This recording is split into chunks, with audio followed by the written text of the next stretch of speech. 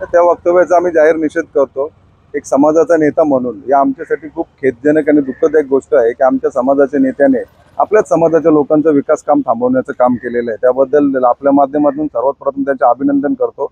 आणि जे काम शिंदे साहेबांनी केलेले आहे आमच्यासाठी ते खूप मोठे काम केलेले आहे आणि आमच्या गावाच्या विकासाला चालना देण्याचे काम नेहमी शिंदे साहेबांनी केलेले आहे। त्यामुळे 100% भविष्य काळामध्ये ही 14 गावे ही शिंदे साहेबांच्या सोबतच राहणार आहे। वंदा म्हात्रेताईंचं आम्ही मनपूर्वक अभिनंदन करतो की एक सामाजिक भान ठेवून आणि आपल्या समाजातील लोकांचा कुठेतरी विकास होतोय ही बाब लक्षात घेऊन त्यांनी स्वतः भाजपमध्ये असून सुद्धा गणेश नाईक म्हणजे भाजप नाही ही भूमिका घेतलेली आहे आणि 14 गावांना जो पाठिंबा दिलेला आहे त्याबद्दल आम्ही त्यांचे मनपूर्वक अभिनंदन करतो।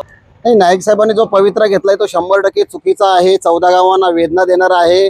कुणा ठाऊक त्यांना काहीतरी नैराश्य जाणवत असेल किंवा भविष्याची नादी त्यांना दिसली असेल की येत्या काळात आपण जसं मंत्री झालो त्यासाठी अंबानींचा आशीर्वाद होता, पण आता आशीर्वाद कदाचित मागे पडला असेल तर येत्या काळात आपण पायी उतार होऊ या भीतीपोटी किंवा या नैराश्यपोटी कदाचित ते त्यांच्याकडनं वक्तव्य होत असेल। पण त्या वक्तव्याला शिंदे साहेब आणि शिवसेनेचे नेते कुठे मानणार नाहीत।